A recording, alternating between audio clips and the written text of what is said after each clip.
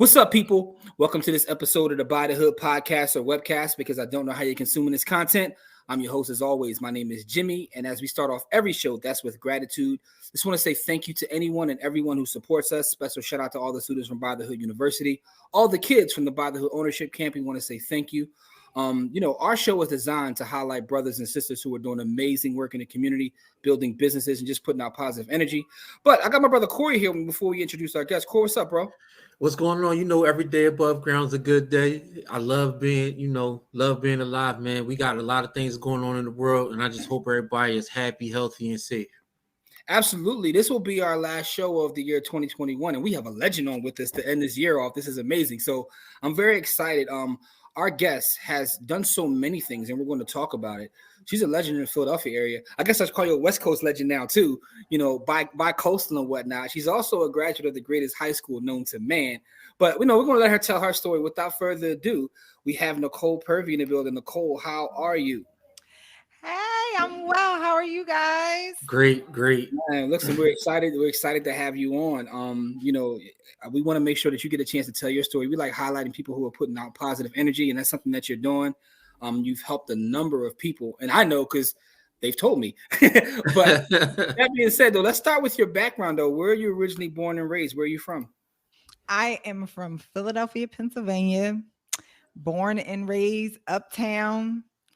Like these guys said, I went to Central High School, CHS, the greatest high school in the whole entire country. That's a whole nother conversation. Yes. But yes, I'm from Philadelphia. It's funny, right? Because we talked to a lot of folks who are doing great work. I was thinking, like, it could be a whole podcast just full of, like, Central grads. Like, there's so many people from the school that are doing great work all across the country. Because we bought that work. Well, let's make sure we give the speakers, the listeners, because you got listeners all over. Yeah, they're like, what? Let's true. give them some context. Central High School is the second oldest public school in the country, and it just operates different. When you graduate, you don't get a diploma, you get a degree. Mm-hmm. You have to have good grades to get in and good grades to stay in. Actually, I just recently met someone out here in LA who went to Central, and they were like, oh, I graduated from Kensington, but I went to Central. And I'm like, well, what happened? We already know what happened. Oh, yeah. They tell you on day one, like, look to your left. They tell you day one. Everybody in this room ain't going to be here. They do. They do. When you graduate, everybody's not going to be here. So it's a magnet school, and literally has produced some of the world's greatest leaders. And I will really, really, honestly, truly say, people always talk trash about the public education system. I got a great public school system education. Yeah. Yeah, and I'm grateful for the Philadelphia public school system. So this ain't about Central, but I just want to let you guys know. No, absolutely. If anybody meets someone from Central, they will have so much school pride more than their college. Listen, man, let others sing of college days. But anyway, with that being said, let me ask you this though. So after Central, what was your journey like after Central? So after Central, I went to Temple University. This Temple University. I actually graduated with a dual degree, real estate and finance. After graduating, I then worked in finance. I was a bond trader. I worked on Wall Street. I first started out I did like this weird I gamed the system a little bit. I worked at Ameriprise, which used to be American Express Financial Advisors. Mm-hmm. The way that they work, and I'm sure a lot of people know, the way that most of those organizations work is like, you're darn near a 1099. They're paying you pennies, but you have to get your 7 and your 66. And so they're sponsoring you for your license, and you can't get paid really until you get your license. And in the meantime, you're just like working your friends and your family and whatever, but it's not easy. You can't just go and take the 7 and the 66. So I got hired there, took the 7 and the 66. And like 3 days after I passed, I quit. And I used that to leverage my resume to get a more secure job. Like I thought, honestly, I started out and I thought that this was something that I wanted to do, but I just saw the game. And there are people that we know that optimize the crap out of that game. I just didn't like the game. The game was, hey, we're going to hire a bunch of teenagers, literally teenagers, and juice their friends and family But I'm like, why would anybody trust me to be their financial advisor? Yeah. I don't. I'm like 20. Like, what? Yeah, there's several folks that went to, and it's funny because I don't think about it. Like, I know Shayna, I know Ish, they all went to Temple too. So maybe they were just on y'all campus. No, actually, Aisha's a little older than me. Yeah, She went to Central too, so like we didn't overlap. It was just we went to school with Ish. She was there when we was there. So that's how we know. Yeah. So that it's I know funny because she was in the corner office when I started at that same office. So I was in the bullpen. Like, she already had a corner office. I'm Black girl. So another friend of ours who went to Central with us, Shayna, she had the same journey too with Ameriprise. But anyway, all right. So that's interesting that you got your securities license and then you bounce right away. And let me ask you this though, take a step back. What made you want to major or you really get into finance or real estate? What was it about maybe your upbringing or what made that your interest? It's funny because I actually, the first year of college, I went to Philadelphia University, which is now like Jefferson something University. Yeah. It used to be Philadelphia College of Textiles and Sciences. Yep. And I went there for fashion design. And although my mom was really upset because she was like, you have a knack for style and fashion, like this is your thing. But I was just like looking at all the graduates and like, y'all working this hard and y'all making $20 an hour. Like the best I can hope for is to be an intern in New York. And then I'm like looking at the industries like drugs. I'm like, this don't look fun. So I was like, you know what? I'm not about to do this 4-year thing. And plus Philadelphia University was like 30, 40, 50 grand a year or something like that. I was like, I want to make money. Like, period, point blank. That was literally the attraction. It was money, right? Yeah, I grew up poor. I didn't like being poor. I started working when I was 12. And when I started working, honestly, I really started working when I was like 8. Like my grandma had a daycare and I was always very mature for my age. And I like talked her into paying me to help her watch the kids. And so like I did that. Huh? You've been hustling for a while. I don't use the word hustle. My book is called The Anti-Hustle. Anti-hustle. I get it. That was my cue to let you plug the book, but the anti-hustle. But I get it though. Thank you. But like I just always like making money. And I don't mean that in a like, oh, I love money. I just like the sport of it. And I also like being comfortable. I don't like being uncomfortable. So I just was like, yo, I can get my fashion rocks off some other way. Like, so let me just do this. Then when I was at Temple, once I started getting close to graduating, I found out that the curriculum for real estate and finance was very similar. I just had to change a couple of classes so I can get my double major. And I said, hey, if I can't find a job, then I'll do the real estate thing. And the classes that made my real estate degree were also the real estate 101 and 103 classes that I could just go ahead and sit for the real estate license. Yep. So I had backup plans in my mind. Okay. All right. So that makes sense. So then you get to the point where you're you have your securities license now. So you have you got your resume is looking pretty good though. You got the dual major, both in business, and now you got the securities license. So what was the next step? So the next step was I worked at Vanguard, where I was a brokerage associate, basically a customer service representative for people who had brokerage accounts. This is when they charged for trades and the internet was still relatively new. So you get grandpa calling like, hello, I want to make a trade. The market's rallying. I can't do it online. So you got to be licensed to do that. So I did that. You literally work in a call center. Terrible job, but it was secure and it was Vanguard. Vanguard is like one of the greatest companies ever. Yeah. So I did that. And then I started looking for other jobs. Then I ended up getting a job at Janney Montgomery Scott being an actual trader. Okay. I worked in fixed income. My job was, I was a trading assistant. I split my job between being a trading assistant for the both the taxable and non-taxable side, and then also being the assistant to the guy who ran all of fixed income. That was probably when I had jobs, that was my favorite job. A spot opened up and I ended up being a trader. So then I traded a lot of products. I traded treasuries, auction reset securities, which don't exist anymore because of the bubble of 2008. I traded zero coupon bonds. I traded preferred securities. So I had I had got my 55 as well. Okay. And You was just out there. You can't even remember. It works. Let me ask you a question. From that experience, what was the biggest thing that you learned from that experience as a trader, or something that you still carry with you? I just have a really good context of risk reward, right? And I think that's the thing that, people always talk about, and I'm sure you've had so many people on your podcast talk about how college is a waste and corporate America is a waste and this is and other. And I wholeheartedly disagree with that.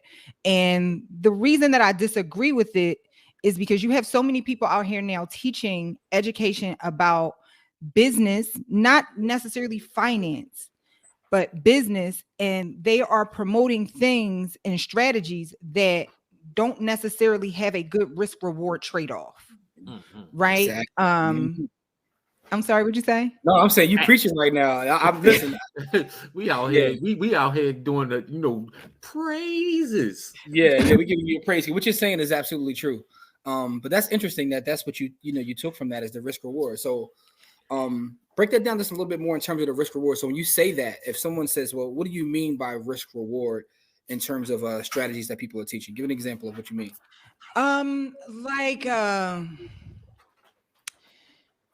I'll give you a perfect example. Recently, we had someone speak at the Better Than Success Real Estate League. They were awesome, and I do not knock. You got to do what's best for you.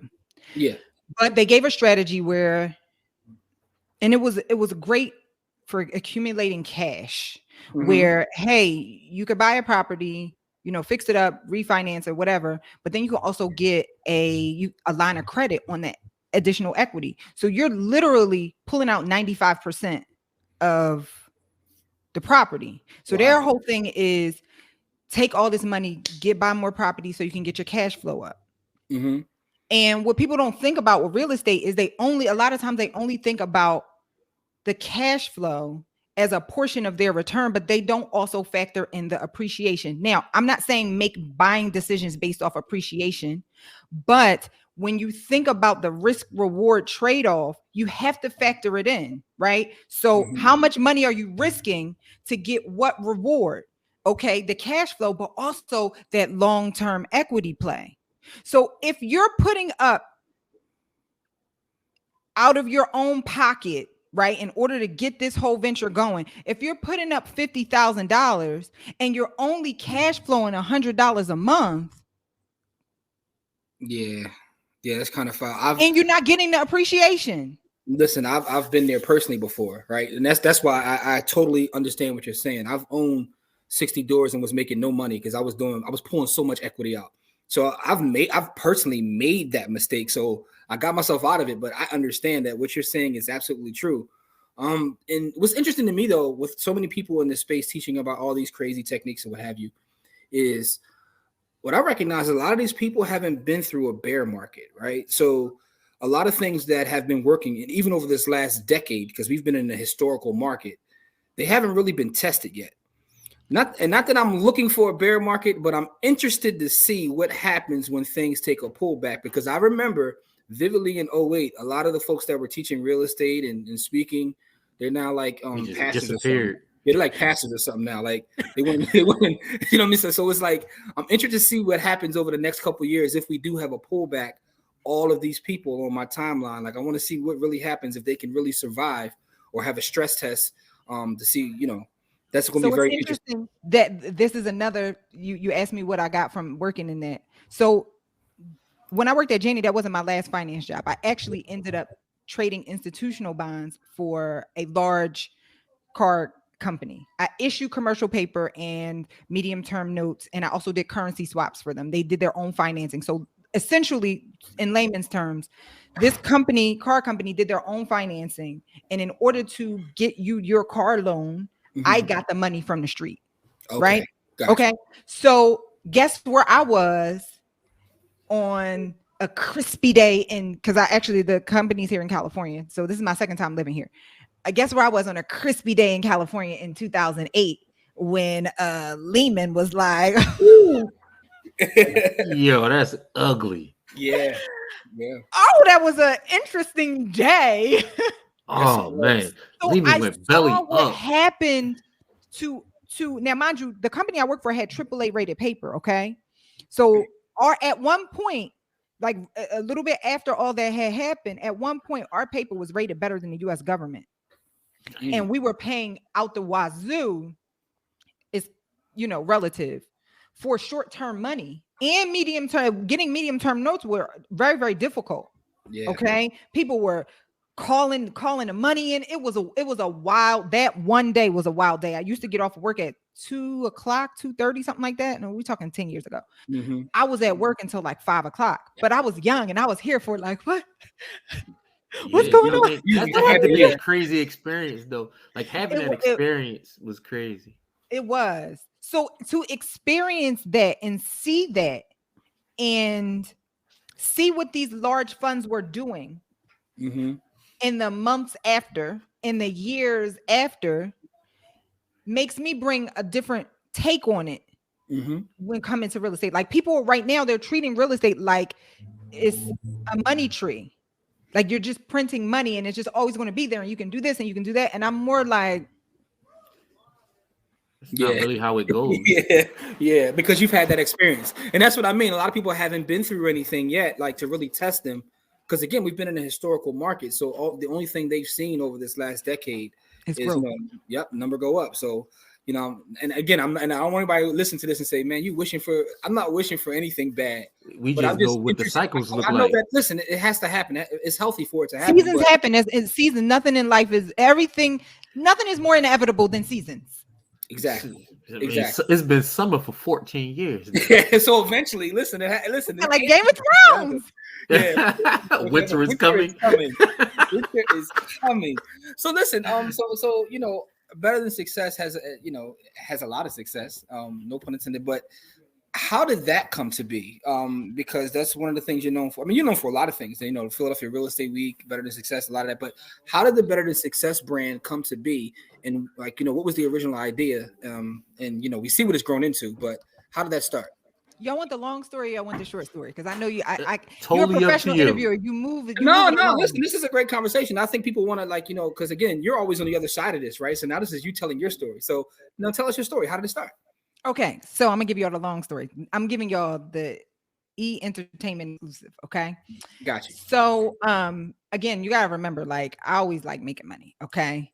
So I've always, even back when I was in college, in my mind, I was like, I'm going to be a real estate investor. Like whatever I do, I'm gonna make money and I'm going to be a real estate investor. So that was always the play. I didn't know a lot, but I knew that's where the money was. And that was where, I don't want to say that's where the money was, but that it was just a lot of comfort in that for me. Right. Gotcha. For the same reasons why people listen to the podcast. So, was it something that you were told when you were younger? Like, so why was that always the play? It had to be someone put that in your head. They did. I don't know where. You don't know where it came from? I mean, I have an aunt. I don't even know if I knew this at the time though, but I have an aunt who owns large apartment buildings. I think just because of ownership, my family always owned property. Like my one aunt owned large apartment buildings. My other aunt, she owned an apartment building with a daycare at the bottom. Me and my mom used to live in an apartment building. My grandparents always owned their home. My other grandma owned a duplex. So that's what you were around. You were around that. That was just part of what y'all did. I mean, that's actually powerful to think about, though, right? Yeah, because that's that DNA. Yeah, like you don't even it's in your subconscious. You don't even recognize that that's what you're being exposed to. Nope. That's dope. Okay, so now go. So go ahead. So you said that was always the plan. That was always the plan, right? So fast forward, bond trader. I end up getting fired because I actually had in 2010. I had a web series teaching people about finance, and back then you couldn't do that if you had a finance job. Like they was like this internet thing. No, we need you to be. I was about to say, how'd you do? Listen, that's why I let my securities license go because I couldn't do anything. Yeah, no, I was young and I didn't care. And my boss pulled me to the side and I was like, I'm going to still do it because I don't really like it here. Like, it wasn't even I didn't like it there. I was just, I didn't know that the entrepreneurial part of me was like, I then looked behind the curtains and I calculated how much money, like once 2008 happened, I did this project where I calculated how much money we were losing per day as a result of offering higher interest rates, right? So I ran this spreadsheet, presented it to the whole department. And like we were losing a lot of money. So I also was like, I'm making y'all a lot of money. Y'all don't even give me a fraction of it. Yeah. Got you. Yeah, you could actually see the numbers. Yes. So I was like Neo, like, so anytime I go to a job, I'm like Neo, like, then I'm just the worst employee, like, ever. So, all right, fast forward. Okay. So I ended up getting fired and I was like, I'm not going back. I'm going to try my hand at this entrepreneurial thing. This is in 2010, before it was cool to be an entrepreneur. Instagram wasn't even really out yet. Okay. Mm-hmm. So I started an online boutique out of necessity. I taught myself web design. People started hiring me for it. Grew larger than my online boutique. And I had to end up like I got a client here. I got a client back in Philly. I moved back to help the client. Was only supposed to stay for a short amount of time. Ended up staying a long time. My business grew. I had staff, everything. So here we go. Fast forward to 2016. It's popping. I got my marketing business. I got anywhere from 4 to 6 staff, and I'm getting big name clients. I'm living the dream. I end up getting this one client who, not going to say their name. Some people may already know, who is a real estate educator. Mm-hmm. So we did almost all their web stuff and marketing and everything. And they ended up doing a conference, and they asked me to speak at the conference about marketing, right? They did a conference about real estate, but they were like, hey, I want you to talk about the digital marketing component of it. So I did. Someone else was there, another real estate investor, and they had a real estate club. They were there. They saw me and was like, this woman is awesome. Hey, I'm trying to expand our real estate club. I was like, just so happens I really want to learn real estate. I was working so hard on the marketing side. I really didn't get the education that I needed. And like, you're paying me to do marketing. I'm not going to you know what I'm saying? You're going to do the job. Right. I'm going to do the job. So I focused on the job. So I'm like, I'm like really, really itching. So like, yes, I'll help you expand this thing. So they were really more so talking to me about like the opportunity in terms of how much I can make with their company. And I'm like, let's keep the main thing. Like, I'm trying to get into real estate. I don't care about any of that other stuff. Like, what do you need? Give me the real estate education. Mm-hmm. So what I did was I put a lot of my own money up to set up this platform. I mean, I'm still technically putting my own money up now. Like I do Better Than Success is truly a labor of love. Okay. So I set the platform up. We start having these meetings. First meeting, we had 4 people in. The next meeting, it was popping. We had people literally, I'm not lying. Like, this the door, they like this. It used to be packed. I'm not lying. One time, Jabbar always talks about this because I was always at the front, right? Like, I'm hosting them. Jabbar always talks about this, how he saw, so like in the office building, there were steps that was like relatively far from the room where we had the meetings in. He said grandma was sitting on the steps. Somebody's grandma was sitting on the steps. Okay. Is that a result of your marketing ability? Because you have the ability to market, right? Absolutely. At the time, yes. My old marketing tactics don't work these days anymore. So let me ask you, let's talk about that though, right? So you had a prowess for marketing. You said they don't work anymore. Like, is it because of social media, or it's just everything has evolved, and what people expect to see when they open their phones evolved. That's a whole conversation. Because I was going to ask you about social media, right? Because speaking of social media, right? So you've been in business for a while before social media marketing was what it is now. So how has that impacted you? It's impacted me in a way that, let me tell you how I've had to adjust. And I guess that's the answer to your question. So before, what my specialty is, and I realize this as a person, I have very many weaknesses, but I know what my strengths are. My strength is my ability to get people to like me on stage. I am great at tap dancing. That's just what it is. I'm super bossy. I could be, I don't know. I got a lot of things about me that people will say bad things, but I'm really great at tap dancing. So before, when social media was a younger child, any social media marketing that you did online, it was always in combination with in person, Got you. some kind of way. But now the wall is between getting to someone in person is this thick.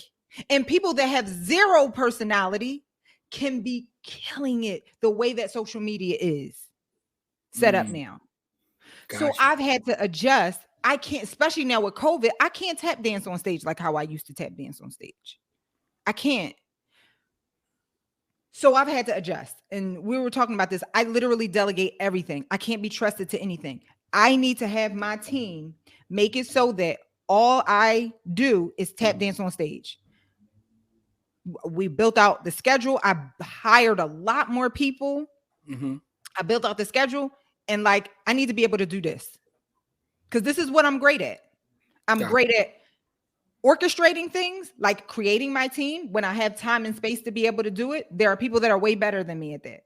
Mm-hmm. But what I know how to do is tap dance on stage. So I need to be able to do, I empower y'all. Y'all got credit cards. Y'all got dollar limits that y'all can do and make your decisions on. You know, y'all got standard operating procedures.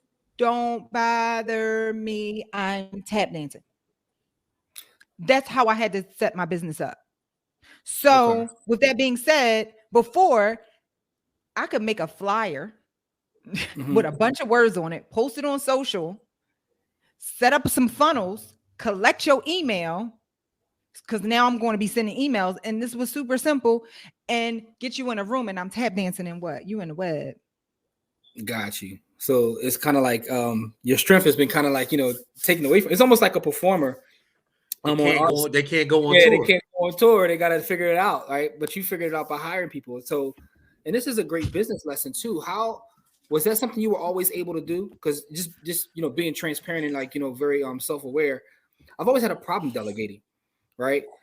But it sounds like you figured it out how to take things that aren't your strong suit and just have someone else do that. Hire, right?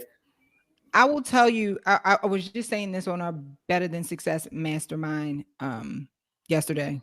And I'm sorry, y'all not going to be able to relate to this, but there is no more of an unstoppable force than a single mother with a toddler. Let me tell you why. Because when you get pregnant, whether you're single or in a relationship, and all the women going to be like, yes, yes, yes. When you get pregnant, you're like, I was hoping for this good day. I'm pregnant. This is so awesome. And you realize like, oh snap, I can't do what I used to do. I don't have enough energy. Like I can't do the things that I used to do. Like, oh snap. So like the first 3 months of pregnancy was just god awful for me. I was sick and I didn't have energy and I had to really come in terms with my mortality. Like, oh snap, you're not going to be able to, you can't perform at this super high level all the time, right? Okay, so you're on ice for 3 months. So at the end of the 3 months, you'd be like, yo, when you start making all these plans, when the baby get here, I'm going to do this, I'm going to do that, I'm going to be doing this, I'm going to change my business like that, I'm going to do this, and when the baby go to sleep, I'm going to work for 3 hours, and then I'm going to get up, and right? So you make all these plans because like also you tired, you feel fat or whatever. So when the baby get here, you be like, oh, I can't work that much. Oh, the baby needs attention and care.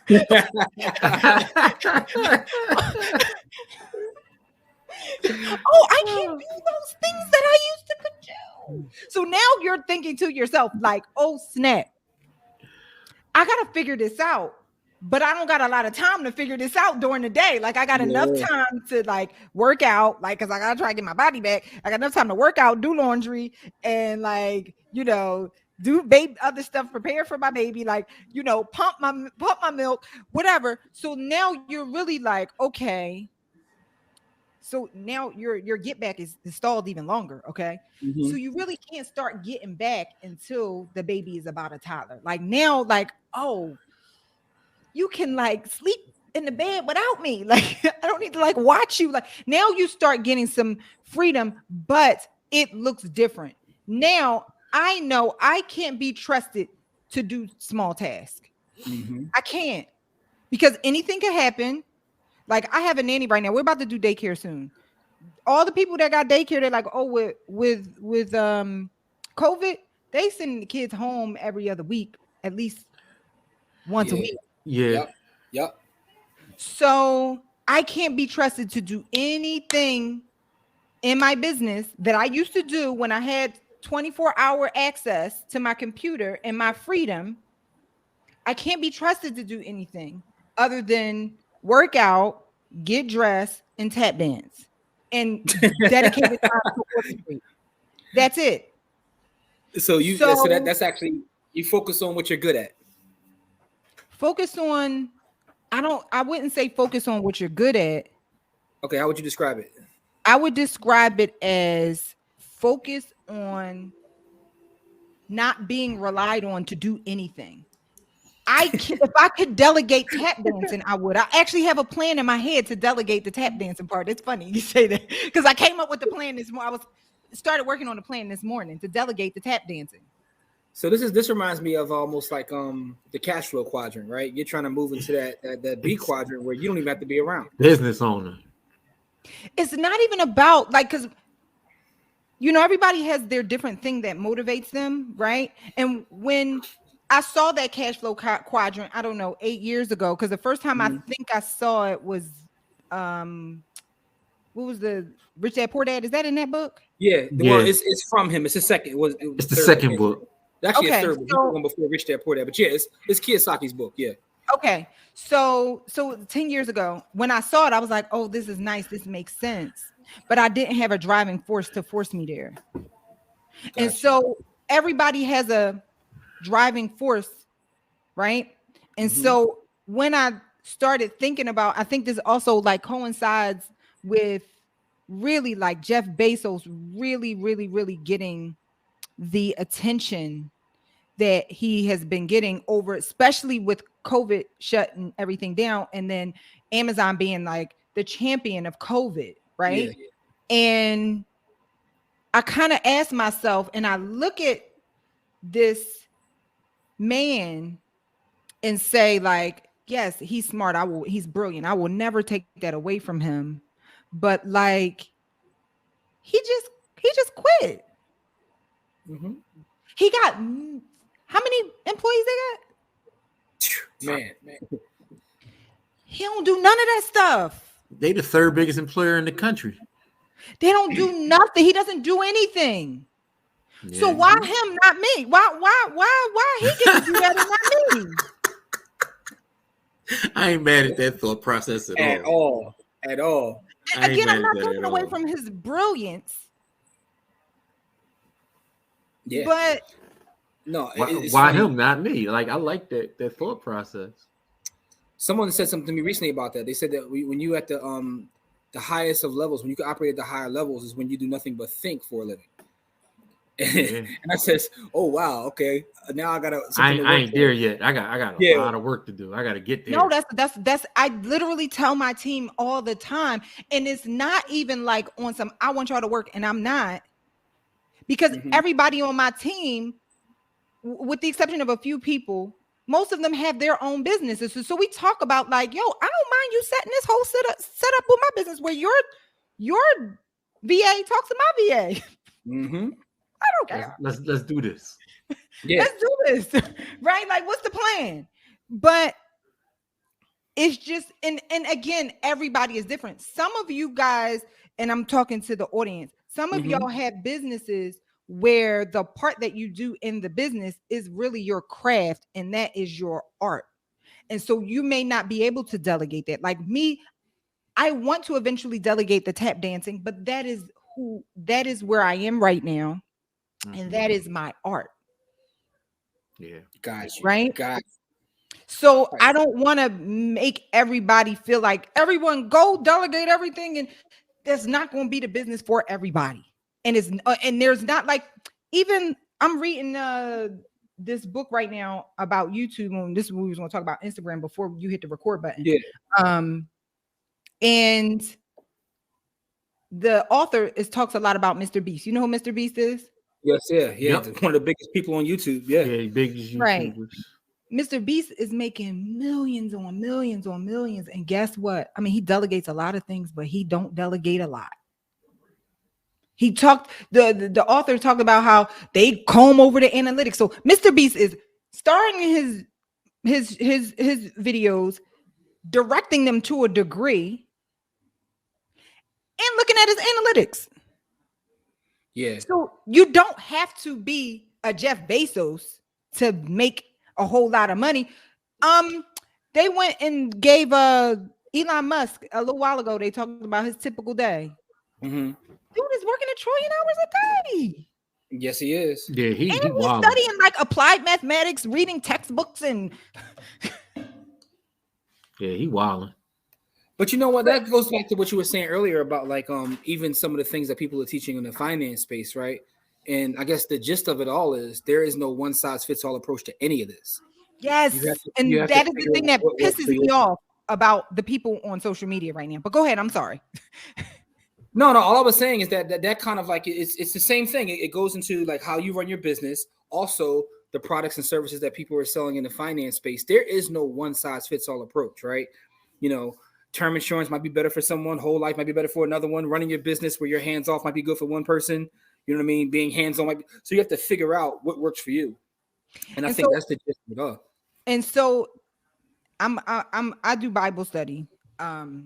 I host a Bible study every Tuesday. If you ever want to join, weekdaybiblesteady.com.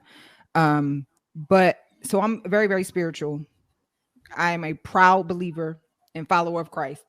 And so I say all that to say that's why submitting yourself to the Lord is so important. And whatever religion, because your God knows where you're the best use is.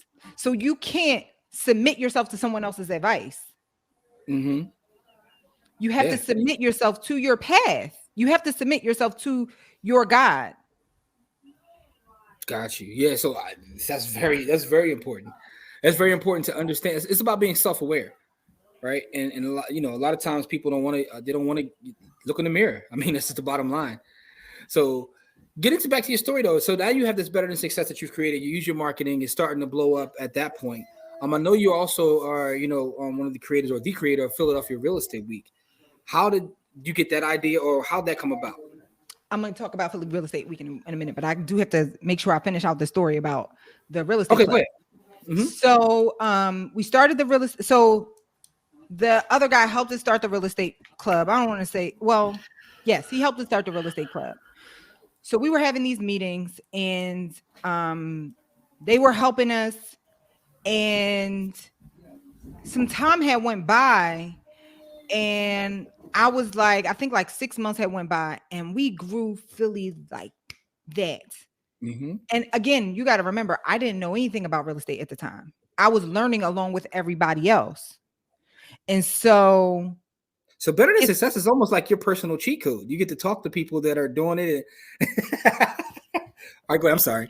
And that's why it's a labor of love, because I'll get to that in a minute. So,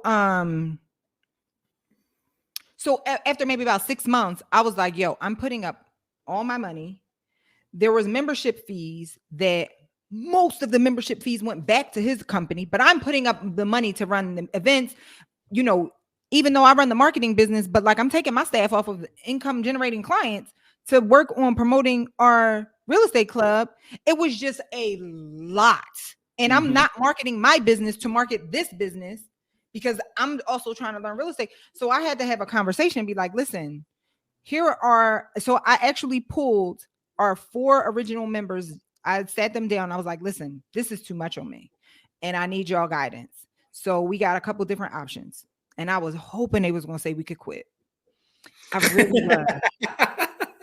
really was, but I didn't want to. I wanted to ask them, because I wanted to have their opinions about my stewardship over these all these other people, because at the time we had like 50 members, which was a lot Yeah. at that time, 50 to 100 members that just said, hey, Nicole, we know you don't know anything about real estate, but we're following you. And I'm like, I'm just pulling these events together and like having the best people that I know. And even looking back now, like the people that were speaking in the beginning are some heavy hitters. So I'm just like, whatever. I'm just a facilitator. So cool. I'm like, hey, basically, like, I really want to quit, but I'm gonna give y'all two other options. But I really want to quit. But am I being a bad person as a steward over these other people? And that was my way of asking it. But that's not how I asked it, because I didn't want to sway them. So what I said was, hey guys, this is a lot.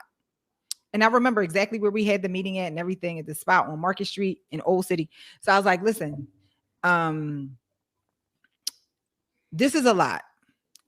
We have options. Here are our three options. One, now mind you, I had just started the Better Than Success podcast. That's all it was, is a Better Than Success podcast. That was it. So I said, first option is we can quit. I might have did a little smile. Second option is we can go back to this other company and make a list of demands. Third option is we can start our own. They unanimously was like, let's start our own. So when they said that, I actually had a name thought up. I think it was like called the Real Estate Wealth League.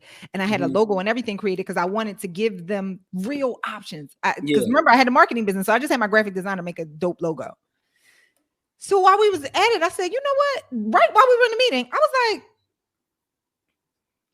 actually, I got this other brand. There's just the podcast. What do y'all think of this name? The Better Than Success Real Estate League. Now I came up with the league portion of it, which multiple people have copied since. So I'm like, the Better Than Success Real Estate League. What do y'all think of that? And they were like, this is great. And so that was the birth of the Better Than Success Real Estate League. And then I went to the other company and was like, listen, this is not working out, but this is what I'm going to do. I thought that they were going to give me pushback, but I think that it was a strain on them. Yeah. And they probably knew, like, this is not a fair deal to her. So I was like, hey, this is what we're doing. They weren't going to say anything. They were going to wait for you to say it, though. Yeah, it's definitely going to work you like a pack mule until you decided to not do it. Like, yeah, okay. you want to leave? I've already bought a couple of properties with the money. Thanks. So I was like, yo, this is what we're going to do. And they were like, okay, no love lost. And then we still communicate to this day with the other company. So cool. Fast forward. Then we go on. Is our thing. Again, I'm still putting up way more money than is bringing in. I'm like, and honestly, my dad will tell you, he reminds me of this all the time. And I really do forget. When I was living here in LA the first time, right before I got fired, Philly had a string that was similar to this, where it was murders, like it was The Purge. And I was so moved. I remember sitting in my apartment crying, like, what is happening with my city? And I always knew that at the end of the day, it's an economic problem. Yep. Absolutely. It's not just a crime problem. It is an economic problem for a number of reasons that I don't even know if we got enough time to get into. And so for those of you who are listening, Philly they had over 500 murders this year.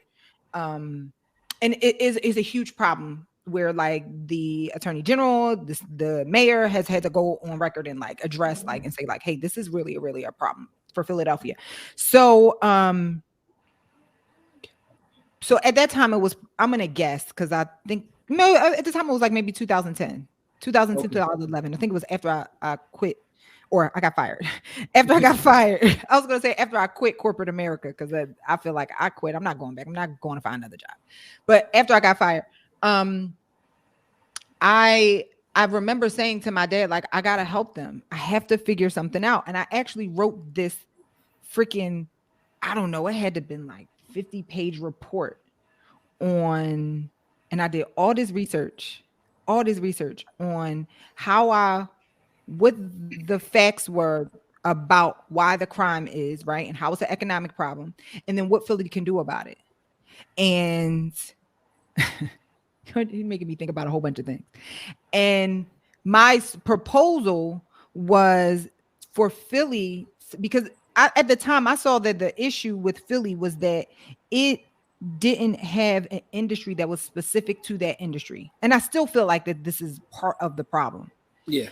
Most cities have an industry that's specific to the industry. Like we could say eds, meds, beds. Like there's eds, there's meds, there's beds every freaking where. Like that's just a huge employer in the city, but it's not an industry that is specific to Philadelphia, right? If you want to be an actor, you move to New York or you move to LA. If you want to be working an automotive engineer, you move to Detroit. If you want to work in the oil business, you move to Houston. Like, I got you. Yeah. Silicon Philly Valley. doesn't have that, right? Yeah. They don't have something that says, hey, if you want to do this, you got to come here.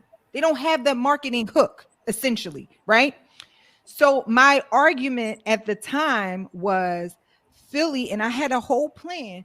Philly should create tax code, tax incentives, and other things to make itself a digital media marketing hub.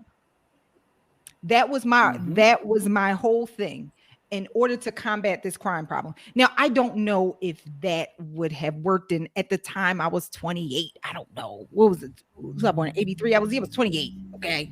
So like, who knows? What does a 28-year-old know? Nothing. But my point that I'm making was I was just that moved about what was happening in my city that I wanted to make a change. And so when all of this real estate stuff happenstance, and I don't care what anybody says, I moved the culture. Nobody was doing real estate events like this. They weren't. Go ahead. Talk your talk. Yeah. Say that. No, it's true. It's true. Say it with your chest. Because you know the facts. Nobody was making it a fun thing to do. Like, yo, what you doing on Wednesday night? The chick's gonna be at the real estate event. No, you're right. Listen, and I've been in real estate a long time, right? Since the late 90s when I started as a teenager. And I think the only other like thing was like Dig. And Dig was a bunch of old white guys. When I used to go to Dig events, it was a bunch of old white guys, and it wasn't, you know, it was disgusting. Yeah, I mean, let's just be honest. This is what it is. Let's just say what it was.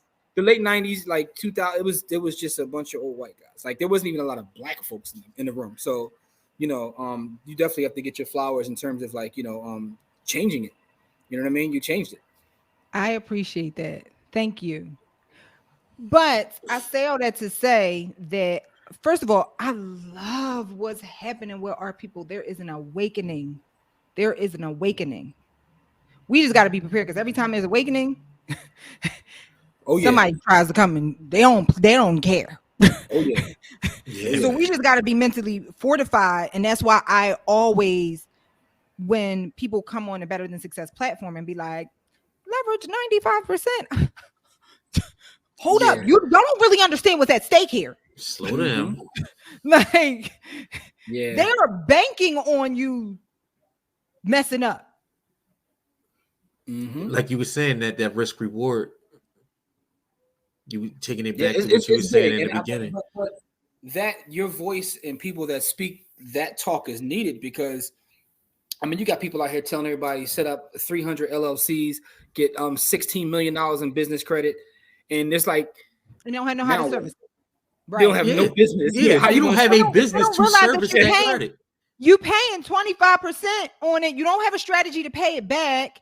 And the property is only giving you, I don't know, because you also didn't really know how to invest, giving you 5%. That's disgusting. Again. So my point in saying that is this, and it's not to take shots at anybody. It's like you need someone to have that other voice to talk back, to kind of talk sense into our folks.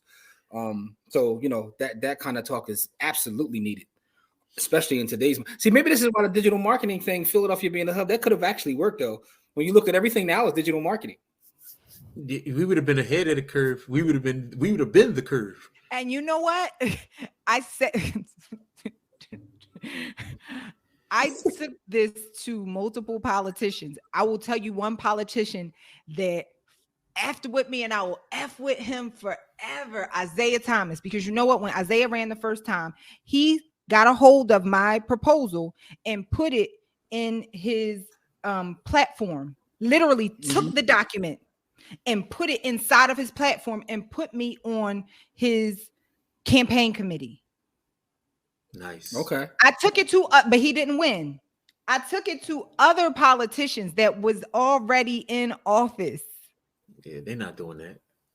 And they was like, I mean, if you want me to tell you why, you probably already know why, but if you want me to tell you why, I can tell you why. I'm here for What's your it. opinion? I've had a politician tell me this.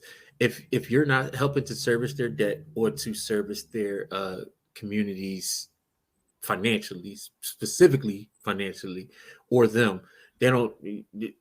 Whatever that proposal is dead on arrival. So basically, what's in it for me? Like, what do you? Yeah, you know, pretty much. If it doesn't, if it doesn't bring me votes, if it doesn't service my debt or my, me, or service something in my community specifically, that is DOA. I also think it's a second part of that too, though, right? So I think the second part of that is thinking outside the box. A lot of times people are afraid to take chances because, I mean, think about it. Like, there is no social, like, there's no marketing media hub. That doesn't exist. So a lot of times people are scared to take that chance because it's the unknown. That's part of it too. Yeah, I mean, I'm just saying I didn't have to guess up why, because knowing a lot of we went to school with a lot of them, so I know them personally. They'll tell me things. I'm not going to say who told me, but I'm just saying. Listen, I've worked that's not going to. Yeah, you worked on campaigns. No, so and you already know. What you're saying is right. If people have money, they can get things done, right? There's certain people that they answer the phone for whenever they call because, I mean, they finance their campaigns, for Christ's sakes. But what I'm saying on the other side of that too is there's a fear of the unknown. There's a fear of like outside the box thinking. I think that's a lot of our problems now is there are no outside the box thinking. Corey has a saying he always says where all of our problems are economic problems with social consequences, right? And I was thinking about that as you talked about some of the problems in the city. And we're still trying the same things. No one's really doing any outside the box thinking. And I think that's part of the problem. Okay, you want to hear my take on it? Let's go. Let's go. I agree with I agree with both of you. It's a combination of things. But I'm going to first talk about what I did wrong before I talk about why they were too stupid to think outside the box. What I did wrong, I was 28. I didn't realize how little power politicians had terms of not in terms of government, but in terms of controlling people and making change and influencing things. Yep. You went to the wrong people. It wasn't even about going to the wrong people. It was about these are polar opposite things of what I did, and I approached them totally different. But the second one was by mistake. The first one, okay, I wanted to help my city because with digital marketing things, so I went from the top down. Okay, I want to help my city by making it cool and accessible and making the information accessible to the culture, to the people who are most affected by the crime and the low economic situations. I did that grassroots ground up, and that was way more successful. And by success, what do I mean? By success, I mean Black people, whether you are affected directly or affected indirectly by what we did at 2424 East York Street and 2930 Jasper Street, you see it ripple all over the whole entire country now. Right? Mm-hmm. So with that being said, I should have never went to a politician. They can't do nothing. That's what I was just trying to tell you. You kind of saying my point that I'm making is I want to powers in the people. Part of it was my fault. The second part of the other issue is of why they can't do anything is everything that you guys said, but it also is the vessel that it's coming from. Mm-hmm. The person that I spoke to, get this, I'm going to try to say this as so you don't know who this person is at all. The person that I spoke to at the time, now mind you, I'm 28, and y'all see me on video. For those of you looking at me on video, I'm not, I don't know, Bernice Burgos, but I'm easy on the eyes. Just imagine me at 28, right? So the person I went to, I looked at him like uncle, for real, because he was actually a uncle of a colleague of mine that was older than me. Mm-hmm. So I look at him like, I'm bright eyed and bushy tailed, like, I want to help the cause. What you need from me? You need me to do anything? Whatever. Fast forward, there was a party for this particular person for their birthday, and I was invited, and me and my cousin were at the bar talking to this person, literally like uncle, like, hey, uncle, you famous in the city? What's up, uncle? The wife came over like, and then every time I see the wife ever since then, I literally have done nothing. One time I saw her out and I was with another friend of mine.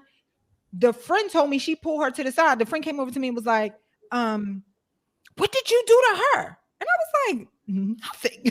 She was like, she said, why you hanging with her? She this and she that and stuff that wasn't even true. And I'm like, so I said to say again, that says more about her husband than it does about you. It does, but I want to it does. That's absolutely true, which is probably most men. But this is something else that you guys will never be able to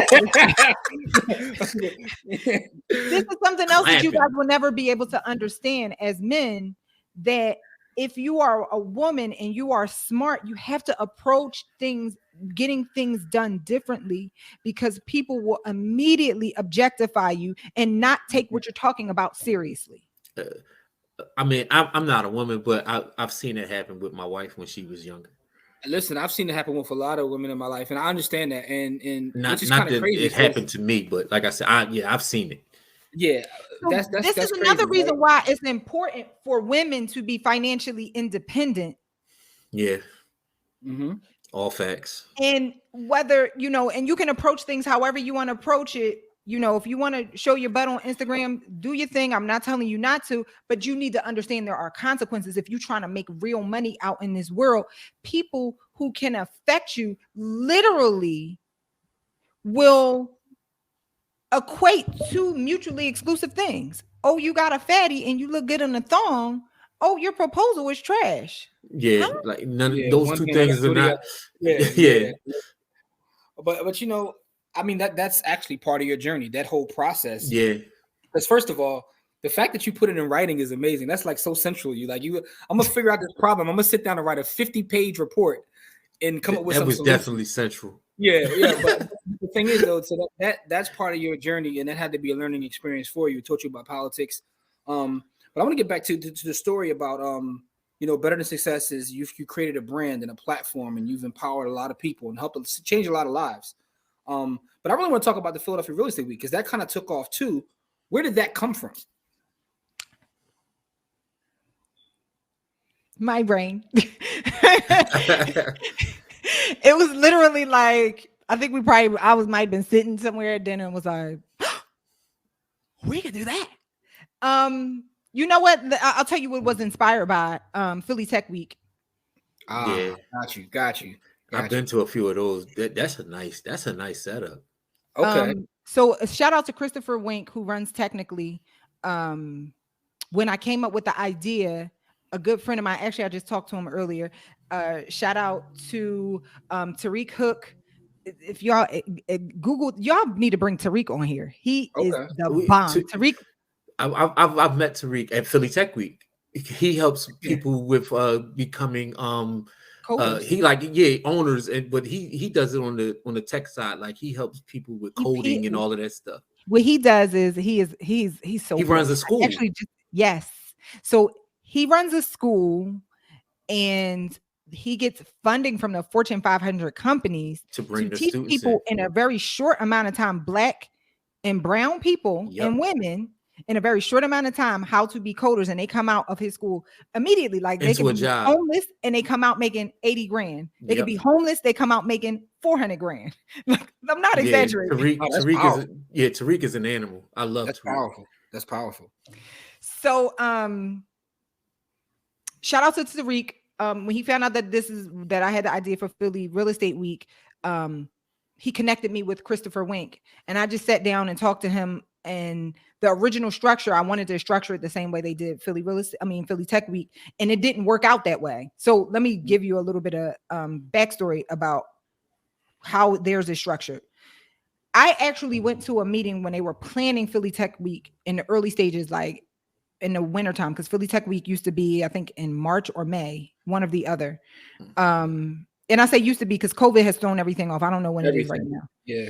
And so what they did was they would literally have hundreds of events throughout the city during this week about different tech things. And technically literally only put on, I'm gonna say 3 to 5 of the events, but those were the signature events. So what they would do is they would have these meetings early in the wintertime or like in the fall and be like, hey, anybody who wants to plan, they can come down and plan. And that's what the meetings that I went to before I met Tariq and before I met Christopher. And hey, if you want to plan this thing, help plan, you can help plan. We'll take your ideas and whatever.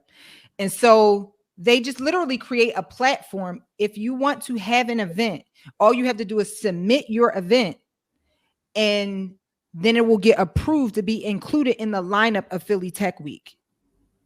So my idea was, again, I wanted to uplift everybody else. Like, I'm just a facilitator and a tap dancer. That's it. So like, yo, it's a bunch of real estate people. What's up? Y'all want to do events? Let's just do this fly weekend and show everybody what we can do. You ain't got to put up a whole bunch of money. We just, I got the technical part. I could create a fly website. I still was running my marketing business at the time. Like, what's up, everybody? And literally the first year, only one person wanted to do an event, and I was forced to do all the events myself. Wow. So got thrown right into it. Yeah, but so guess what? It made you a beast. I had to put up 50 racks of my own money because I wanted to. This is another reason why I wanted to do it. At the time, I don't know if they still do this because I went all over telling everybody. Maybe they're like, we can't do this anymore. At the time, every Tuesday at Radicchio, there was a meeting by the biggest real estate investors. They used to meet in that restaurant every Tuesday and talk about real estate investing. And it was only a handful of them. I mean, I'm talking like billionaires with the B. Mm-hmm. Okay. And I ain't like that. I ain't like that. And y'all have every right to do it. But I ain't like that. Like, y'all making decisions about my city. People's lives. The person that's getting lives, literally, yeah. And the person that's getting shafted is Aunt Barbara, who live in Brewery Town, who been paying $500 a year for her taxes, and now her taxes is $2,600. And y'all playing this 10, 15 years ago. She ain't found out until last year. Yeah. Mm-hmm. I ain't like that. I ain't like it at all. So I was like, you know what? And the thing about it is when they do make these changes to these areas, right? Like City Philadelphia Planning Commission, they have a plan for there's 16 different districts in the city, and every single district has a plan for revitalization. But guess who doesn't know about it? Aunt Barbara. Yeah. So there is a disconnect of information. So the other reason I wanted to do it was because I wanted to bridge the information gap. So small investors like you and me will know, like, oh, you know what they putting over there in 15 years? Let me go buy that up. Yeah. Oh, you know what? I'm Barbara. You know they about to do get your pennies right. Get your pennies right, Aunt Barbara. Or like, let's get a line of credit, fix this joint up, refinance it. Yeah. Just don't take 95%.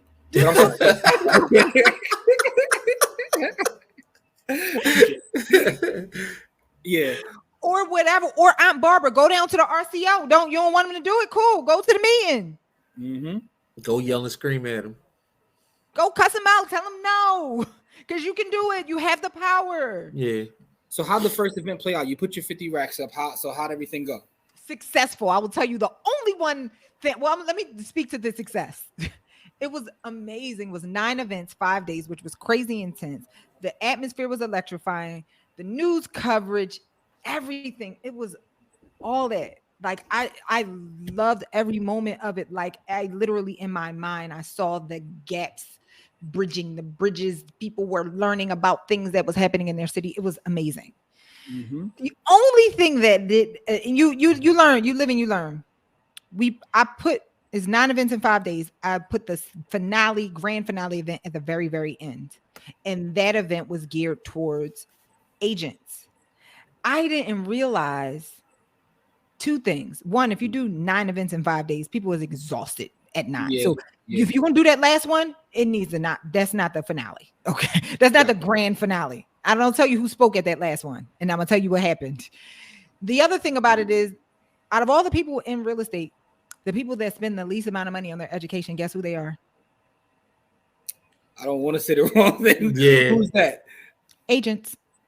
Real estate agents. Oh, okay. Got you. Yeah. I thought she was going somewhere else with it. Yeah, I thought she was too. They really want to take continuing ed. So yeah, I get it. They don't even want to do that because guess what? What's the percentage? Only 5% of agents close on a deal a year. This is true. Damn. Oh, that's ugly work. Yeah. I'm not an agent, so I don't know. Like that. It's not the 80-20 rule with agents. It's like the 95-5 rule with agents. So basically, 5% of the agents getting all that guap. I ain't mad at that. Okay. I just learned something. You say that, right? No, I learned something too in this whole conversation because I've been to several events, and I always wondered why like the main event is never last. But now I know why, because of what you just said. People tired as hell. I didn't know. Guess who spoke at the event? Who's that? Bart Blatstein. Wow. Guess what? I recorded it as a podcast, live podcast on stage, and the guy that I hired to record it, guess what he did? Oh my God! Don't tell me he stole it. No, he didn't steal it. I mean, kind of. He messed up the freaking recording.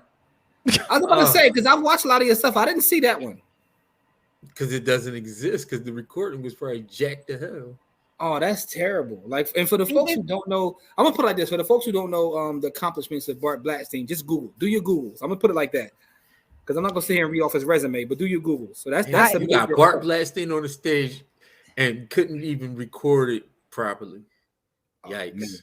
And it wasn't, and Bart is used to, like, I'm great. Bart has done so much for me. Like, I call him Uncle Bart. He's an amazing person, but Bart don't like speaking to empty rooms. Like, yeah.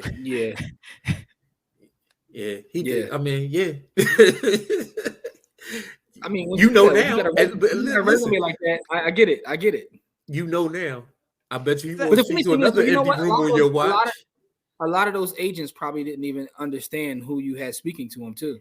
That was my first year. I'm sorry, y'all. I'm sorry. I never did 5 events and 9 events in 5 days before, and no one had ever done anything like that. And then also, if you're thinking about doing this for your city, hire me as a consultant, because I can tell you how to properly plan this joint Jimmy Jam out. And plus, I own a bunch of domains for cities already. Real Estate Week. So don't play yourself. Don't play yourself. I don't want you to be like New York Real Estate Week and you got to get like the city of New York Real Estate Week. Nah. So I got a question, right? So you said it yourself, you pushed the culture forward, right? In terms of and a lot of people that many of us didn't know about, we now know about them because of your platforms and the things you've been able to provide, right? So you have Philadelphia Real Estate Week, Better Than Success. And you kind of spoke to this already, and you talked about your strength of your words being able to tap dance, right? So COVID hits. How has COVID changed not only Philadelphia Real Estate Week, but Better Than Success? Like, what was that pivot like for you as a businesswoman? It was interesting. It was good, but it was still difficult. It was a blessing, a major blessing, but it was difficult. COVID coincided with me getting pregnant and having a kid. So like all the running around I was doing, because we were having Better Than Success meetings at the office, like in Philly like 3 times a week, and we had meetings in New York. We had a New York chapter every other week, and I was going to that too. Like in my mind, again, while you're pregnant, you're like, my baby's going to be traveling with me. You're going to do this and we're going to do that. Like, not, first of all, not my son. My son is very much so a homebody. And he's just a physical kid. Like, I see people that travel a lot with their kids. And my son is just not that. He want to be in a house. We got a big house. He want to be scootering. He's 16 months. He getting on a scooter. He climbing on furniture, literally climbing. I got this little ottoman that's like real, like, it's like a ball. He literally is like looking at me, like getting on it, like, yeah, trying not to fall. Like, Mom, look what I can do. Like, that's my kid, and he just traveling with him, doing all that. It just wouldn't have worked, right? So, it worked out beautifully. So we just immediately see, like, this was where a lot of people went wrong with COVID, and y'all can pull the tapes on this. When COVID first happened, everybody, so it was like February, March. Yeah, the summertime, it's going to be popping in the summertime. We're going to be back in the summertime. Everybody who said, I'm like, have you opened up a textbook? The only way, first of all, that we're going to be here for at least 3 years, at least. The only way we're going to get out of this is if they do 2 things. And at the time, they were talking about the vaccine. Is we're going to try to get the vaccine. Fuck this vaccine. They need a cure. And they need a home testing. I said this from day one. Day one. Guess what they just came out with this week? Yeah. The home test. I saw that. The home testing and the second cure. Now Biden and them is like, all right. We got the cure. We gotta give it to y'all. We got to give it. The economy must really be doing worse than like the inflation. He knew it was gonna be inflation. He didn't know it was gonna be this bad. Yeah. Oh yeah. So yeah, once white boy Jerome started talking about walking back that money, he was like, yeah, let's go ahead and give him this stuff. We got to give him the cure. Like, oh, y'all, Pfizer and Moderna, y'all have fun with this vaccine, but we need a cure. That's the only way. So I knew this then. I said that they're not even talking the right language right now. And so we're going to be in this for 2 years. So immediately, boom, shut everything down. I just started structuring everything virtual, started giving more value because people will feel like, oh, we can't meet together, so you're taking something away. Nope. I started giving more value.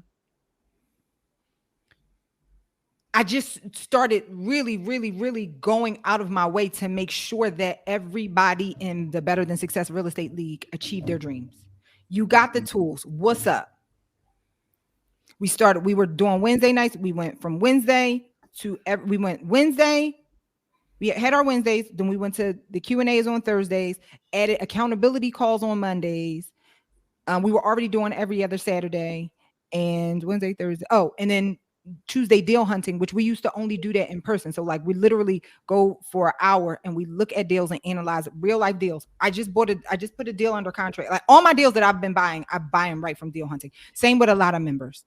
We're right there. We're looking at the deals. We're analyzing them, talking about them, cracking jokes, looking at like pictures, cussing people out, whatever. So, so I just started over providing value because I know that people's perceived value is like, oh, we can't come to the office anymore. So it's not that. Nope. Before you can even say anything, we're adding this, and this. You got ahead of it. Yeah. So because everybody else, y'all thought we was gonna be back in August 2020. Okay.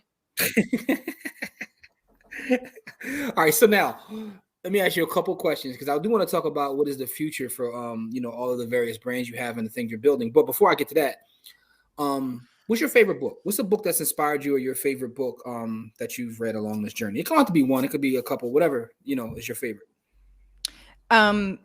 I'm going to say 2 because the one everybody, I'm going to say it and people are going to be like, but I can't stress to you enough. The book with the best financial advice, hands down, is the Bible. Hands down. The Bible talks more about money outside of the kingdom. It talks more about money than any other subject.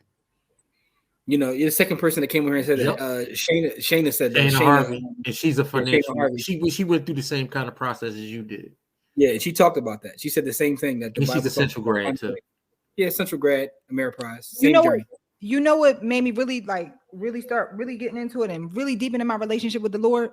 When I'm gonna say, like, before real estate, when I had my marketing business, when it started getting real, like I started having employees, like, oh snap, like what? So I was like really got knee deep in a lot of books.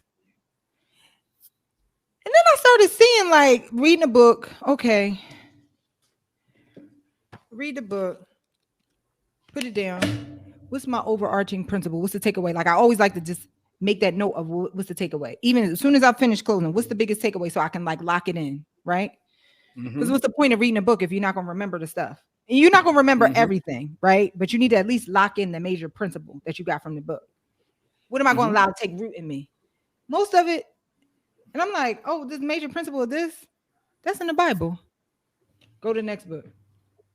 Read it. What's the major principle? That's in the Bible too. So y'all wrote a whole book about something that's got, they say this in 2 lines. You cutting at him. And y'all leaving parts out. They say it in 2 lines. And the first part of the line, y'all left it out. So it's not even effective. Dang. Okay. Got you. So that's the one. What's the second one? What's the second one on the list? The second book I will have to say is, I say this book all the time, and only because it impacted me at this moment so much. I don't know how I would feel about it right now. I probably need to reread it. I'm going to say The Speed of Trust by Stephen R. Covey, the guy who wrote the seven. It's his son. It's his son. Oh, it's the son. Okay, it's the son. All right, got you. So I like The Speed of Trust because it helped me to really understand. Like, people will tell you, like, oh, this is how you make more money. Do this tactical thing. You do that tactical thing, but at the end of the day, people spend money with you when they trust you. That's it. Yep. I don't brag, like I do all right. And you don't see me brag about nothing online. I don't gotta like be doing no swindling. Like, you following my page is boring. Yeah. But you know what? I appreciate that goes back to what I was saying earlier, is like, there's a lane for that all the time. Like, it has to be, it's a lane for that. There has to be the anti, because everybody is doing, like, they're renting houses and boats and cars. Like, there has to be the anti that, because everybody's not looking for that. And what you said is, I haven't read that book though. I read a lot of books, haven't read that one. I got to add that to the list. The Speed of Trust. That's true. People move so quickly when they trust you. Yes, they do. Like, I'll give you a perfect example, right? I just hired a new, basically a copywriter. And so the way that she structured the budget was like, hey, I do X amount of this. This is what the dollar amount is going to be. She gave me a range, and I didn't know her. She did come recommended. She gave me a range. And then, so I told her, I was like, listen, I'm lowered towards the lower end of the budget. You got to stick within that. Like, stick with that lower budget. The first week she produced fire. I was like, basically, I trust you now. Here's a blank check. Do what you want. Yeah, she earned your trust. Yeah, that's different.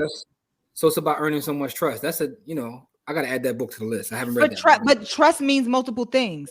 Trust in competency, trust in your ethics too. Right? Like, there are people online that I follow, and I really need to just stop following them. That I'm like, oh, you really do know what you're doing, but I don't trust your ethics. Because I don't like that. Like, wow. Yeah. What are you doing? What you got up your sleeve, sir, ma'am? Yeah, it's a lot of people that come off scammy, and I get it. Yeah, but it's very evident. You know how I get to a bag. I do know you know how to get to a bag. Yeah. But that's the thing though, and it's kind of like our approach online too. Like, we never talk about, we're about community. We don't care about all the other stuff, all that comes. But that's an interesting book, because this is episode 100 and whatever it is, and That's never the heard first time somebody said yeah, that. it's rare.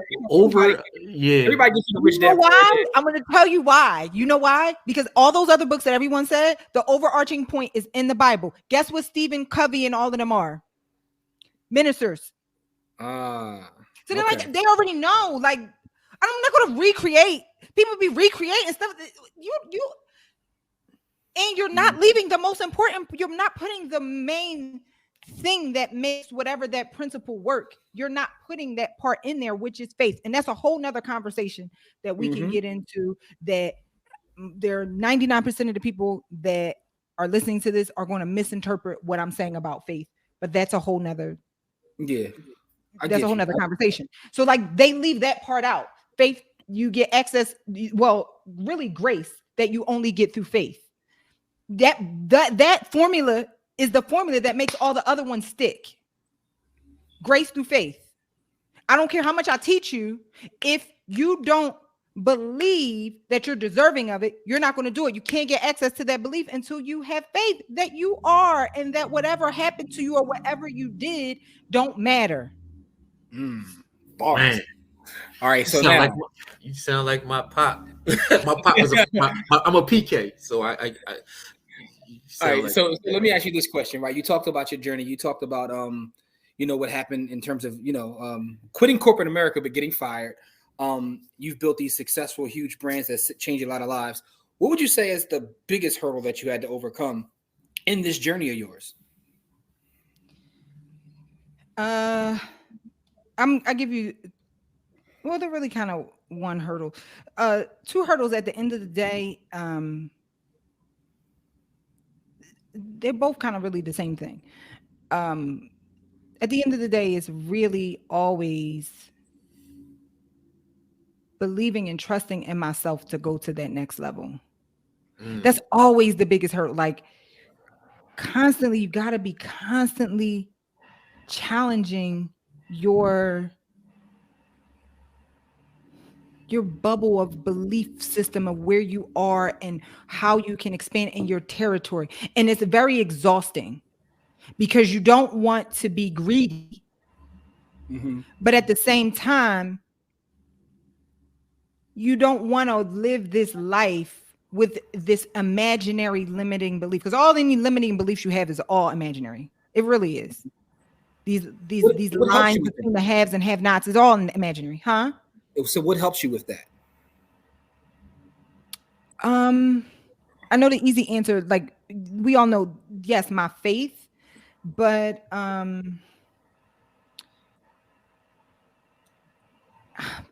this sounds so corny. I can't tell you anything other than like my faith and prayer. No, I mean, listen. I mean, say what it is. Yeah, say what it is. That's what it is. But there are people that are going to listen to this and be like, listen, the thing about cliches is a lot of them are true. That's how they got to become cliches. So and then also, this is, I'm gonna tell you this other thing. Don't be afraid to buck the system, right? Like, if everybody's doing it, you don't want to be doing it. Right? Like, I live at the edge of the universe. I really do. I live in the South Bay, California. I live in a part of LA that all my friends in LA don't even like coming down to. Like, it will be like the equivalent of like all your friends live in Mount Airy and you live in Yaton. They're not trying to come. Like, this is and then the traffic. No. So like you have to be able to not be of the world, but be in it. It's a lot of bull crap going on right now. And you got to be okay with saying these measuring sticks that you guys have are stupid. Yeah, that comes with like you said, the belief, but also running your own race, and don't get fooled by what everybody else appears to have going on. Because you also got to remember, there's this phrase, the deceitfulness of riches, right? Like, a lot of times these people are chasing riches because they think that it will do something for them emotionally. They think it will do something for them spiritually, and it won't. It's deceitful. Anytime I've ever emotionally bought something, after I bought it, I didn't feel better. Like, it's like, yeah. And you know, and I'm pretty sure you've had this experience. Because working in real estate, you meet a lot of people at all different income brackets and amounts of wealth. Some of the most miserable people I've met are the people that have resources. They're the most miserable folks. And you know, and I know that sounds cliche too. Everybody, you know, that's so telling. That's such a clue. That's such a clue to what matters in this world. Mm-hmm. And it's not the wealth. The wealth is a byproduct. It is a promise. It is something that you have a God-given right to, because you are human, and humans are expensive. Yeah, they are. Say that. Like that's the title of the show. I like that. Humans are expensive. Yeah, you think about it. Like, think about the most expensive. Just think about, like, remember when computers were first made and they were like, it filled 42 football fields. Like, remember them stories, right? And so, like, wouldn't you think that it was that it would be expensive, right? Mm-hmm.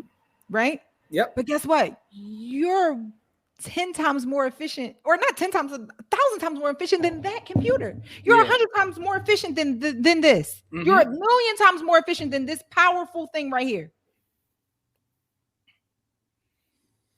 That's how dope you are. So if this thing costs, I just bought my VA a new phone, and I'm got a cracked phone, okay? If this phone costs $1,400, I know, because I said, how much it costs? She said $1,450. I don't know. She could have been gagging me. I have no idea how much these things cost. So this thing costs $1,400, and you are 1,000,000 times more efficient than this. This thing can't outperform you, for real. For if you're at your height, it can't. This thing can't even figure out how to lose weight. Yeah. You got to program it to figure that out.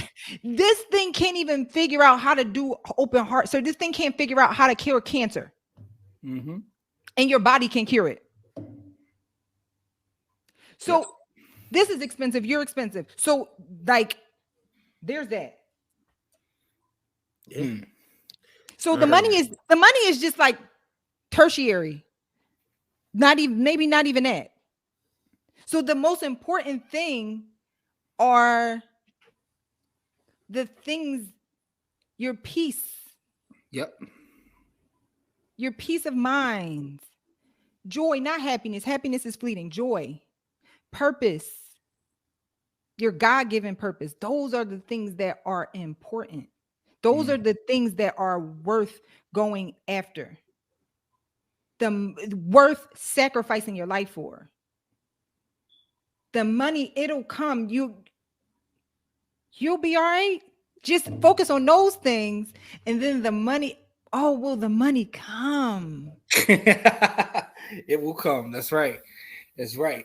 So, Nicole, this has been amazing. This is an amazing talk. I'm enjoying this. I'm learning myself. But let me ask you this, right?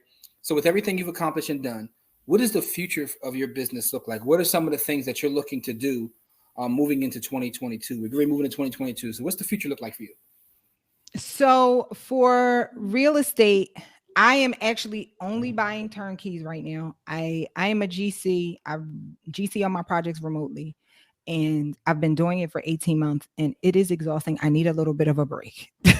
I'm tired of arguing with contractors, and I just need a little bit of a break. So right now, if you got a turnkey that's a 10 cap or better,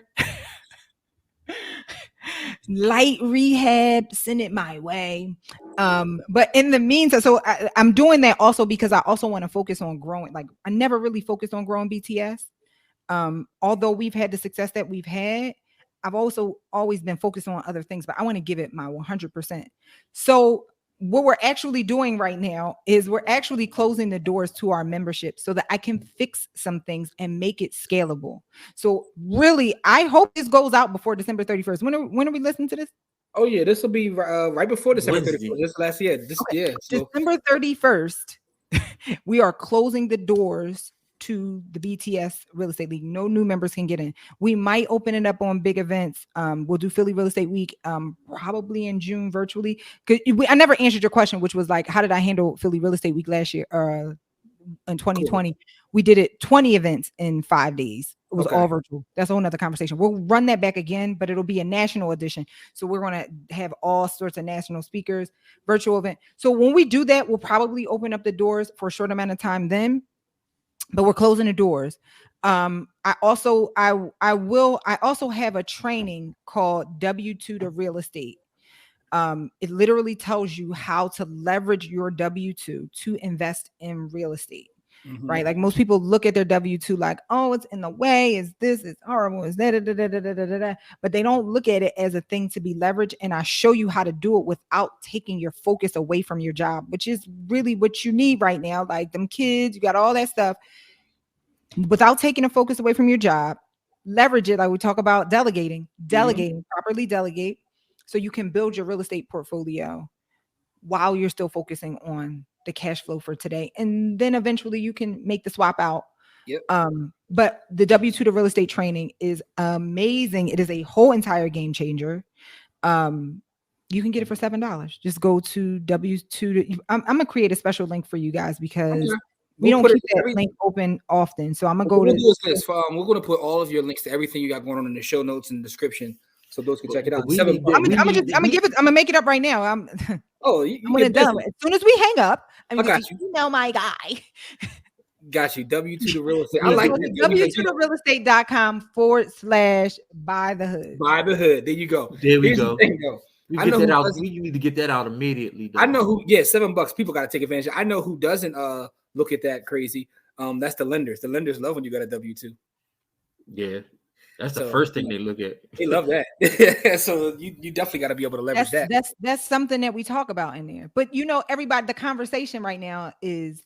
I know people job shame. I hate that. People be wilding. Quit your 9 to 5. You don't work 40 hours per week when working for someone else. Build their dream. What? Do you know that if you start a business, the only way you'll get paid is if you help someone else build their dream. Yeah. The only job that I've had like in private industry in corporate America, I work for Johnson & Johnson. I always tell this story because it taught me a lesson. There were middle managers who had like stock options, right? And they were worth multi-million dollars. And they would laugh at people who want to be entrepreneurs. They said, look, I come to work, I punch a clock, I'm worth millions, right? But the point is that worked for them. Everybody, and that's why I always say, like, there's no one approach to anything in life. So people got to stop it. They got to stop it.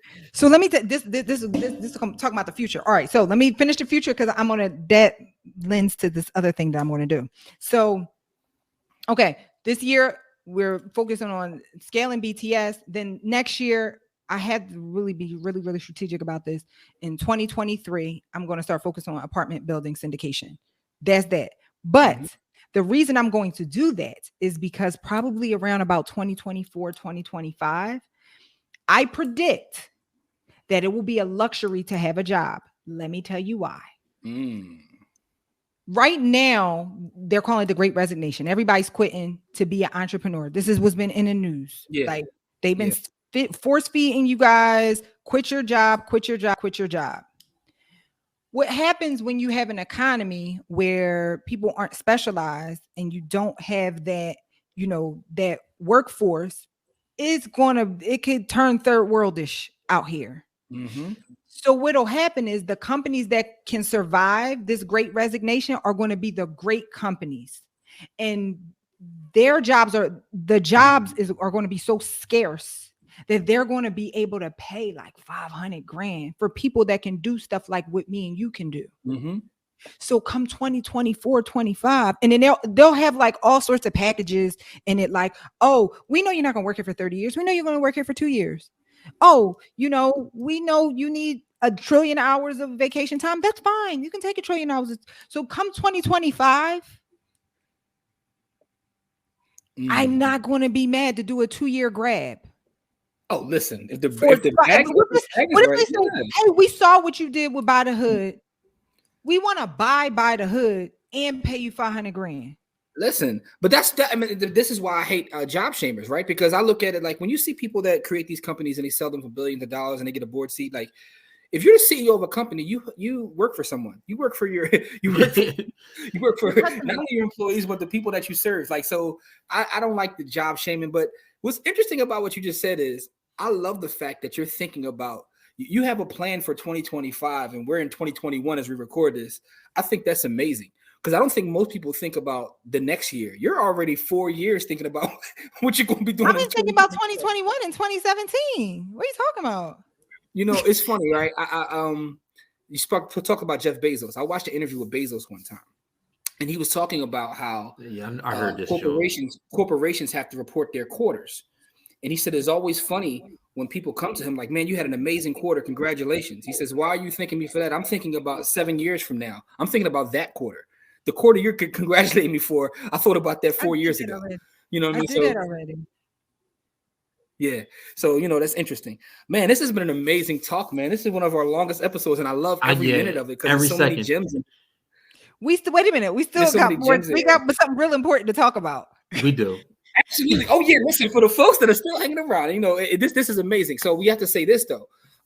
Nicole and her brand Better Than Success Everything has decided to help us out, partner with us on our Buy the Hood ownership camp to make it bigger and better. So for those that don't know, maybe listen for the first time, for the last half decade or so, probably 6 years, Corey and I have been in the community serving the youth with the Buy the Hood ownership camp. There's information at buythehoodownershipcamp.com. But now we're going to make it bigger and better because we want to serve more families, help more of the youth, and do our part to kind of, you know, try to help out. We talked about some of the problems, so we're very excited about this. Yeah, I can't. Very excited. I can't hide my excitement because as a teacher, as someone who wants to go into the community, and I actually went back to teaching because I had, you know, done my private business, and I was like, I got to get back and touch the kids, like literally. And you know, COVID threw a monkey wrench in that, but I need to do this. This is not even a want. Like, I need to do this. And so go ahead, Nicole. So basically, the way you feel, I want to help the kids, but I don't have that passion. But I got the nonprofit, and I have the systems to put in place to help you guys do what you want to do. So when I found out that they were doing this, I'm like, yo, this is something I've always wanted to do, but I'm gonna be honest, I'd be too busy. Like, I'm more passionate about helping adults than I am about helping the kids. Mm-hmm. If I'm gonna help a kid, I'm just going to do everything with my baby. Yeah. So I said, you know what? Let's partner. Like, whatever y'all need, I have the nonprofit. Not that you can't go and start your own, but I already got it. And part of our nonprofit, Philly Real Estate Week Inc., part of our nonprofit's purpose is to bridge those information gaps and help the children. So I said, listen, we need to partner. Whatever y'all need from an administrative side and the marketing side and setting things up, we want to handle. And if you guys want to donate to this initiative that these guys have, like, this is their program that these guys have to educate children about financial literacy, you can donate. It could be a tax write-off. That's right. And I'm so excited about it. Like, you know, this is, we do a lot of things, but this is the most thing that we're most passionate about because we understand that has to happen. That information gap has to be bridged. But also, we believe in collaboration over competition. So the thing is, we like to partner with people that are doing positive work, which you were doing. So, you know, it only enhances to everything. So I'm very excited about it. I just want to say thank you, you know, give you your flowers here. Thank you. Please and thank you. You know, use my manners. Thank you. No, I'm glad that y'all, you know, we got good public school education because of people who donated their time to Central. Yes, they did. And the elementary schools and middle schools that we went to. And I want to be one of those people, but I'll be busy messing around with these crazy adults. No, listen, I understand because I understand like some of the programs that I was put in as a youth and how it impacted me, especially as you get older, you start to recognize that. So and I already know that we will continue to impact kids. They're going to remember some of the lessons they learned in the camp and it's going to change their lives. So I'm very excited about that. Just want to say thank you. This entire interview has been amazing. This is one of our greatest interviews. Like I said, our interviews don't even have usually this long, but this conversation has been amazing. You dropped so many gems, so many clips that come from this. This is just fire. So I just want to say thank you so much. Thank you for sharing your story because I know usually on the other side asking the questions, but now you're sharing your story. That's got to feel a little weird. Thank you. Yeah, it was a little weird. Yeah. But anyway, listen, we will continue to build together and grow, and I'll make sure to put everything in the show notes. So you guys got to check out everything Nicole does online. Check out Better Than Success, Philadelphia Real Estate Week, and also make sure to check out this camp we have coming as a collaborative effort, because this is going to be bigger and better than we've ever done. So I just want to say thank you again, and to our audience out there. As we always say, it's not about how much money you make, it's about how much you keep. Game elevates. We shall see you guys on our next episode. Peace.